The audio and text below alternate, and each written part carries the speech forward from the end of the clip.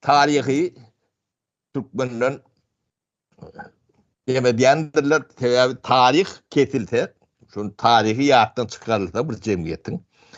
Bu cemiyet täze dören bir cemiyet, diyalak bir cemiyet bolýandyr. O Türkmenin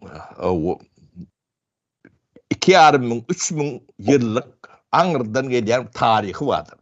O bir milletin medeni birikimidir. O hadinatydyr. O şonu arada bölsün, 3-4 nesilde bölsün, onu iyi bölünüp gidiýär. Şu geçe tarihimizi bilemdi o. Düýünki olanda da bilemdi. Bunu yörüte diýerler. O ne bizim o bir döwletiň sömürgesi bolanymyzyň o bir gözüňe dürtülip duran tuğutnamatdyr.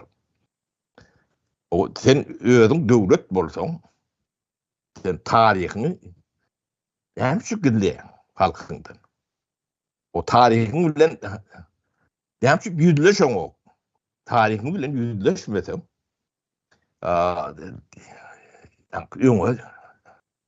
yolun karanlıktır. O halkın nirek görýänini bilmez.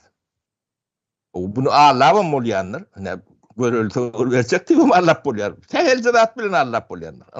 Görülse gyrňyz barmy şu wagt? Onu soraly. O Mercedes verecek elinden.